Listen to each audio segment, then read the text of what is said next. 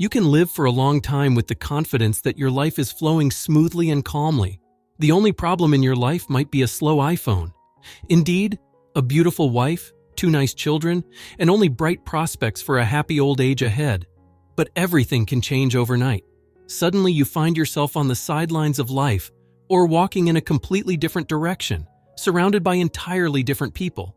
I was born prematurely, and my parents spent my entire childhood trying to protect me from life's storms. I walked outside with the boys, always under the supervision of one of them or my grandmother. Coming home at odd hours was a tragedy of universal proportions. The boys in the area were always good psychologists. They had a keen sense of human nature and reacted accordingly. They understood my nature. I was bullied by everybody, even the girls. It got to the point where I was afraid to go out. Right outside the doorway, I was met by an aggressive crowd of peers, and the cycle continued.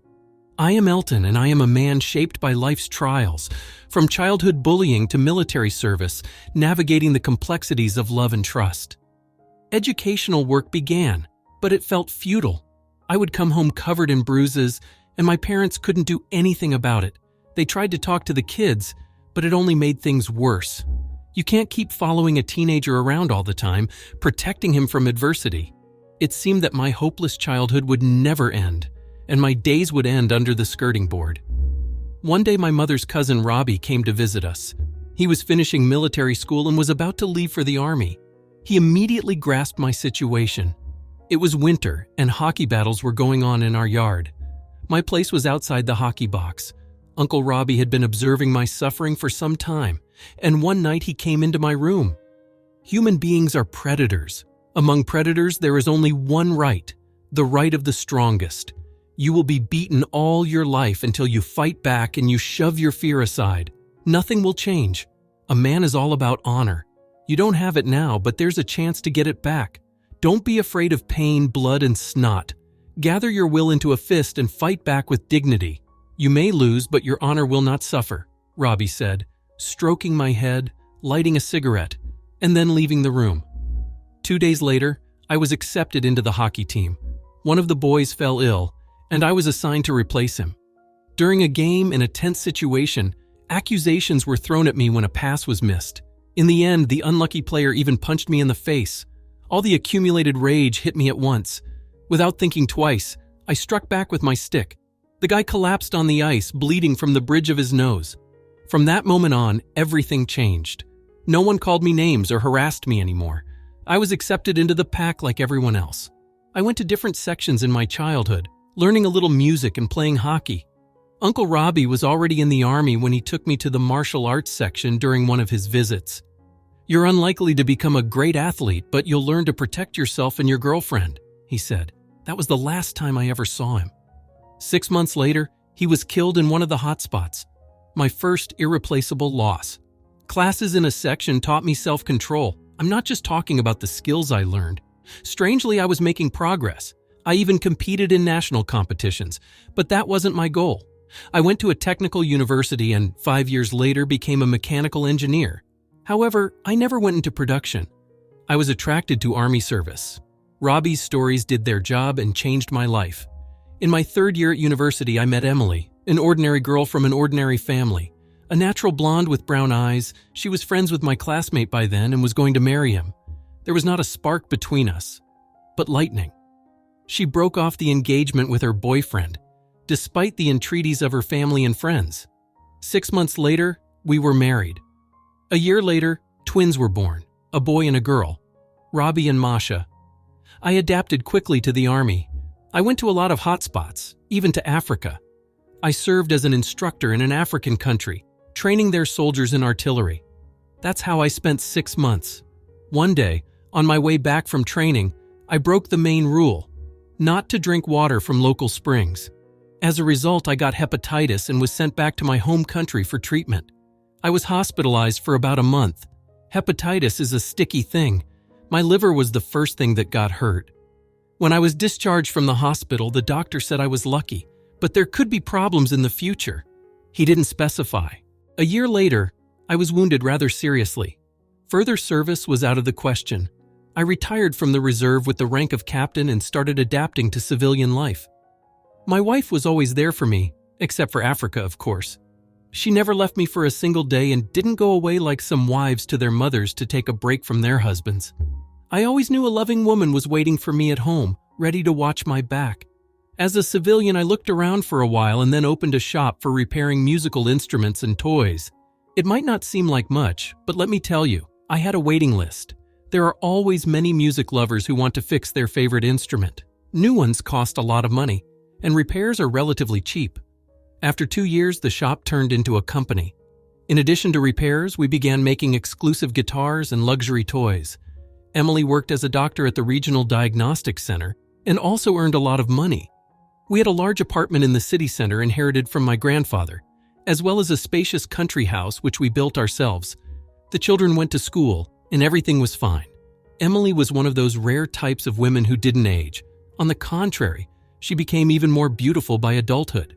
Not a single wrinkle on her face, her curly hair, beautiful chest, and finally, legs from the ears. And all this was my wife. On the other hand, I began to have a little problem. My body started to gain fat, a consequence of hepatitis. Gradually, my figure got heavier, and I lost the abs on my belly. That would have been all right, but I noticed that my wife became self-conscious about me. The love was still there, but we were less in public together. We truly loved each other and were always together, both at work and on vacation. Recently, there was a fashion for corporate parties. Only the lazy didn't talk about what was going on there. Sometimes my wife used to go to these events with me alone. I had no reason to forbid her fun, but at some point, I began to notice strange looks from her colleagues. I didn't pay much attention to this, but subconsciously I became tense. Something was going on behind my back, but I couldn't yet understand. Grigor Reef, a well-known businessman in our city, had been visiting my wife's office for some time. In our time, he held a firm position in the construction business, and then he got sick. Emily was a cardiologist and successfully conducted a course of treatment, but the businessman was passionate about his health and daily sought to get to her appointments with bunches of flowers. One day, I decided to meet Emily after work. As I was kissing my wife, out of the corner of my eye, I noticed the businessman with flowers. He turned around in time and walked past us, pretending to be going to someone in the center. It didn't escape my notice that Emily blushed deeply and averted her eyes. Do you know how blondes blush? One night at dinner, Emily turned to me. HeyElton, Grigorie, you know him, is throwing a party. He wants to invite you and me. As if incidentally, she said, pouring me a coffee. What does that have to do with us? I snorted and looked at my wife. I knew about her platonic relations with Grigor Reef. I was even going to interfere at some point in their tender friendship. But for the time being, I decided to observe what would happen. I trusted my wife, especially since the businessman wasn't the only man around. Emily was not to be jealous of every man walking around in their pants around her. He wants to thank me for the successful treatment. Lots of famous people will be there with live music. We're invited. The party is this Friday, by the way, Emily said. Emily, I wanted to talk to you about Grigorie. It seems to me that he's trying to glue himself to you. It reminds me of hunting. Even from the outside, you can see he wants to get hold of you. Doesn't it seem like he's playing around? I put on the table a cup with half-finished coffee. HeyElton, I have nothing with him. Yes, he gives me some attention, but no more than that. Well, maybe you do realize that if something else happens, it would be a disaster for us, HeyElton. Don't be silly. I just want to go to the party, and I want you to be there too. I'm not going to flirt with anyone. Emily blushed. And somehow I think that Grigor will pursue you in every way. Can you imagine how things will turn out if he does? I watched Emily's reaction carefully. After all, we are adults. We won't be there alone, and there will be security. I can take care of myself. Don't be offended. My wife ran her fingers caressingly over my cheek. In the end, I agreed. Emily talked me into it after all, but I didn't decide to go because I listened to my wife. I wanted to settle the matter with Emily and the businessman once and for all. The party was scheduled to start at 7 o'clock in the evening. Emily was putting on her makeup in front of the mirror. She looked like a model on the runway. Her dark red, almost burgundy dress looked stunning to say the least. It unobtrusively emphasized my wife's almost perfect figure, letting me see the bulges and curves in all the right places. I do not know why it upset me. Some bad feelings did not leave me all these days. I dressed simply, black loose pants, a white shirt, and a velour jacket. I thought for a long time about what to wear on my feet and settled on black leather shoes with pointed toes. Maybe not too fashionable, but functional. Emily hugged me and kissed me on the lips. "Do you think I look good?" I answered glumly. "You look amazing, you know it yourself. I only wondered one thing, for whom are you so dressed up?" "For you, my love, only for you," Emily replied. "Listen, let's not go to hell with this party. We'll have a great time at home." I was grasping at straws to postpone the inevitable disaster. "Honey, we had a deal," Emily pouted. "You look great too, by the way." I looked at my wife and took her in my arms. She took my hands from her shoulders and reproachfully looked at me. "Elton, you'll wrinkle the dress." I realized that in her mind, she had long been at the party. For a moment, I thought I was saying goodbye to my wife. I took her by the arm and walked her to the door. Emily was walking down to the car when, without changing my body position, I flipped the light switch with my left foot right above my head. Emotions vanished into thin air in an instant. I was ready. We arrived almost on time. The gate was open and we drove freely to the parking lot in front of the house. The valet ran up to us, but I didn't trust him with my car. Then he just showed me the empty spaces. I didn't hesitate and took the last one to be able to freely leave the garage if necessary. I did everything automatically. My subconscious mind and my still not quite lost army skills worked for me. I gave the valet money and asked them not to force my car, leaving a free pass. Emily looked at my maneuvers with surprise and concern. "What's all this for? It's like you're getting ready for something bad," she said. "Relax, my love, everything will be fine." But I didn't care what she said. I just shrugged it off. "It's just a little precaution. We'll see how things work out. The most important thing is that this party is not the end of our marriage." The wife sub turned pale. It seemed to me that she knows something ready for something. But what damn? It's getting bad before it starts, but maybe all is not lost yet. We walked to the front door and up the marble steps. Just before the door, Emily turned to me. "Elton, let's have fun today. Neither you nor I want any trouble. Let's relax and enjoy nice company and good music." The door swung open, and the young man asked for our last names. I said our names. He looked at the guest list for a while and then uttered, "Emily Veers and a companion." He looked at me and I saw a sneer in his eyes. "2 people, come on in, gentlemen, have a nice evening." I looked at my wife in surprise. With a companion like a free supplement. Cold rage stirred in my stomach. Emily looked at me strangely and squeezed my palm reassuringly as we passed. I saw, out of the corner of my eye, a contemptuous smirk on the lips of the guard at the entrance to the hall. We were met by Mr. Grigorie himself. Beside him stood a young woman in a very short lettuce dress. Her short cropped black hair beautifully framed her swarthy face. She smelled of expensive perfume. The owner kissed my wife's hand. "You are a miracle worker, I just have no words."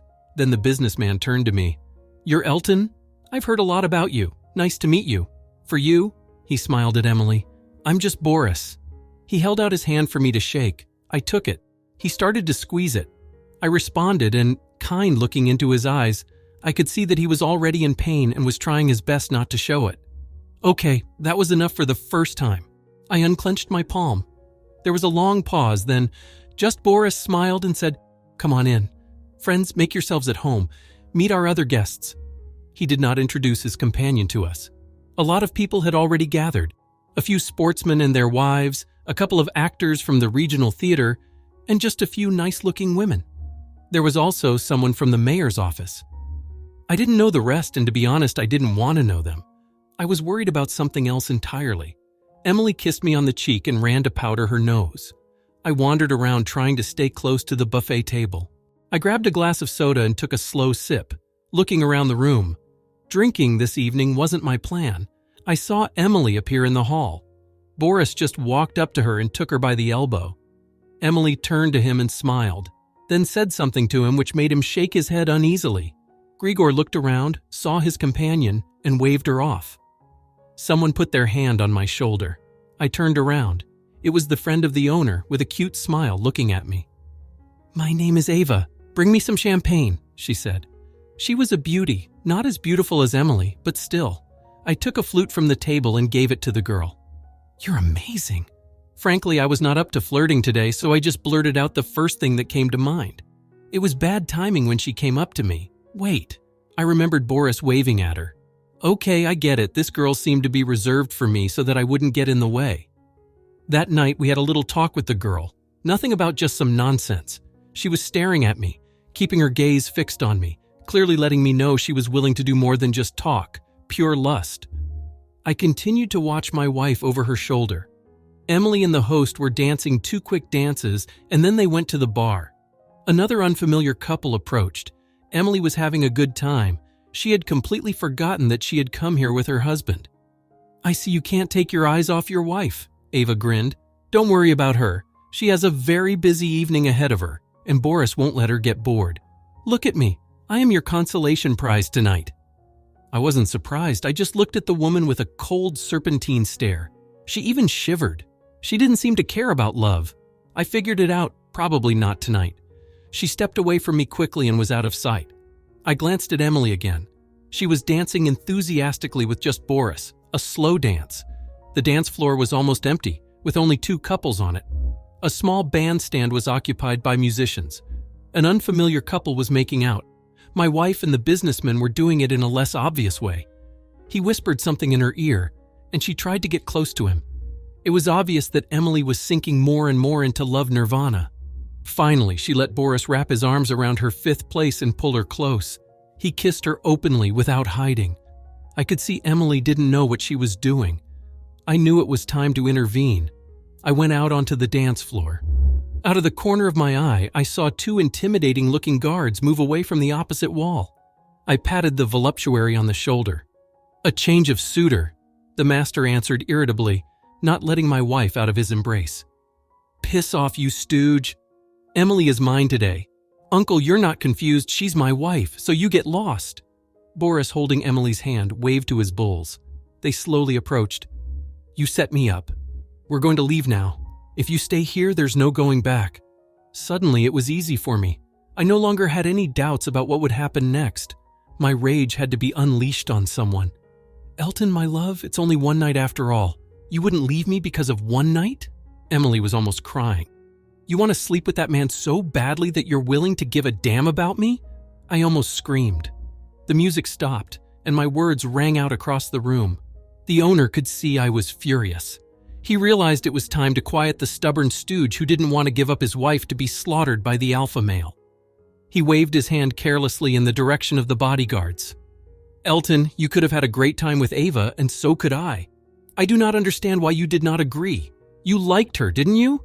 Emily almost cried. "Of course she did. The jealous husband ruined the whole evening. Get that cuckold out of here now." Grigor was no longer hiding his rage. They came at me, coming in from 2 sides. I waited, keeping my eyes on my wife. The bodyguards grabbed me, trying to wring my hands. Emily covered her mouth with her palm and just stared without moving. Then she hid behind Grigor's back. It seems that she no longer considered me her husband. "I'm leaving. Are you with me?" I spoke slowly. "Get out, you disgust me." That's what I had to prove. I looked once more at the battlefield, and without looking at my wife, I left the house at a brisk pace. No one held me back. I went out to the parking lot. It was already dark. I leaned tiredly into the driver's seat and turned the ignition key. The engine started instantly, rumbling like a big, well-fed cat. I carefully drove out of the parking lot, slowing down for a moment as if I expected to see a repentant Emily in the rearview mirror. Then I gently pressed the gas and slowly rolled out of the open gate. One thing I was sure of after I kicked him in the balls: the idiot was unlikely to have anything with my wife. Before I pulled over to the highway, I pulled out my cell phone and dialed a familiar number. They picked up the phone almost immediately, as if they were waiting impatiently for my call. "How did it go?" CLE asked my companion. "A little worse than I thought it would be." I opened the glove compartment and took out a full pack of cigarettes. "I hope you did not go too far," I heard a chuckle on the phone. "No, it's cool," I flicked my lighter. "Need any help?" "I don't know yet. Keep in touch." I hung up. In a minute, my car was racing toward town. I decided to spend a night in the city apartment. It pained me to go back to the place where it all began. There were paintings on all the walls, even in the kitchen. Landscapes, portraits, still lives, and genre scenes. I didn't know the names of the artists. My grandfather was fond of painting, and only he knew which artists had left their mark on his apartment. This apartment smelled like my childhood. I often visited my grandfather and stayed with him overnight.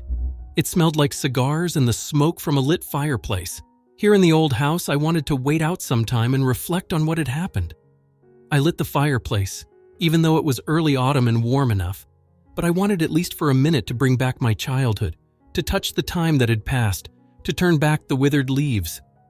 I poured myself half a glass of Irish whiskey and sat down in my grandfather's chair, stretching my legs toward the fire. I didn't notice how I dozed off. The doorbell woke me up. It's 3 a.m. Without throwing off the plaid from my shoulders and losing my slippers on the way, I went to the door.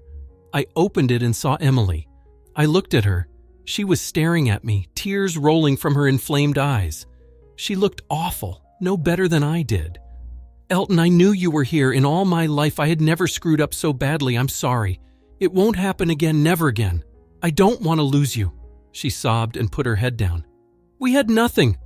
I left after Grigor was taken away by ambulance." I shrugged my shoulders. "Well, at least one good news. So, Emily, what did you think would happen when you decided to let that idiot have a night with you? Did you think I wouldn't see it coming? Because of Ava? I was an idiot, a narcissistic fool.